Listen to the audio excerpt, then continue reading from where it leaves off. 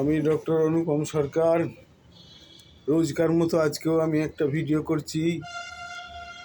আমার বিষয়বস্তু থাকে যে হোমিওপ্যাথি এবং বায়োকেমিক ট্রিটমেন্টের দ্বারা কিভাবে প্রথম অবস্থা বা ফার্স্ট স্টেজ ট্রিটমেন্ট করা সম্ভব সেই বিষয়ে আজকের বিষয় হলো আলোচ্যসূচি হলো কুকুরে কামড়ানো, ডগ বাইট।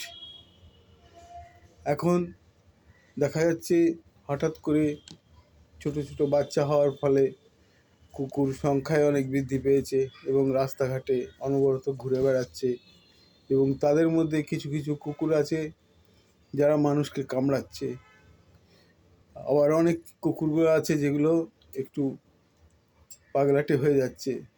সেগুলোকে দেখে চেনা যাবে যে ল্যাজটা একদম সোজা লাঠির মতো এবং মুখ দিয়ে লালা ঝরে, সোজাভাবে হাঁটতে পারে না বা মাঝে মাঝেই টলে টলে পড়ে যায়।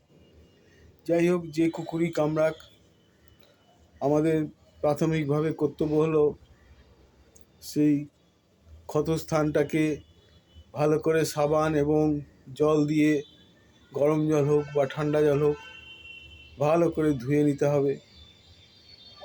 তারপরে সেই জায়গাতে আমাদের যে ক্যালেন্ডুলা নামে ওষুধটা আছে সেইটা ভালো করে লাগাতে হবে এবং খাওয়ার ওষুধের মধ্যে আছে আমাদের যা ওষুধ, একটা হচ্ছে লিডাম 200 সকালে বিকালে এবং হাইপেরিকাম 200 দুপুরে এবং রাতে।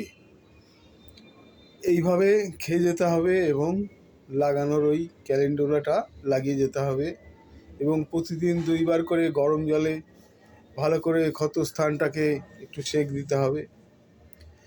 কিন্তু এই ওষুধ খাওয়া এবং এইসব ব্যবস্থা নেওয়ার সাথে সাথে কী করতে হবে, কাছাকাছি যেসব হসপিটাল আছে সেইখানে যেতে হবে। গিয়ে তাদের দেখালে তারা ওই ক্ষতস্থানে ইঞ্জেকশান করবে এবং টিটেনাসও ইঞ্জেকশান দেবে এবং পরবর্তীকালে কী হবে, যে ভ্যাকসিনগুলো নিতে হয় সেই ভ্যাকসিনগুলোর ওরা পর্যায়ক্রমে দিতে থাকবে। এখন আপাতত 4টে ভ্যাকসিন নিলে হয়ে যায় এবং সরকারি হসপিটালগুলোতে এই ভ্যাকসিন কিন্তু অ্যাভেলেবেল। যাই হোক, এই সমস্ত ওষুধ খাওয়া, হোমিওপ্যাথি বায়োকেমিক ওষুধ যা আছে সেগুলো যেমন চলবে, তেমনি ভ্যাকসিনগুলো কিন্তু অবশ্যই নিতে হবে। তা নাহলে দেখা যায় অনেক দিন পর, 10-15 বছর পরেও এই বিষাক্ততা থেকে গেলে শরীরে বিভিন্ন রকমের সমস্যা দেখা দেয়। সুতরাং অবশ্যই রিস্ক নেওয়া উচিত হবে না। সবাইকেই হোমিওপ্যাথি ওষুধ খাওয়ার সাথে সাথে ভ্যাকসিন অবশ্যই নিতে হবে এবং সবাই সাবধানে চলাফেরা করবেন রাস্তাঘাটে এবং খেয়াল রাখবেন কোথায় কুকুর শুয়ে আছে, কারণ এরা অনেক সময় করে কি, পিছন দিক থেকে এসে খপ করে কামড়িয়ে ধরে। সামনে থেকে বোঝা যায় না, আপনি চলে যাওয়ার পরে এসে দেখলেন পিছন দিক থেকে কামড়ালো।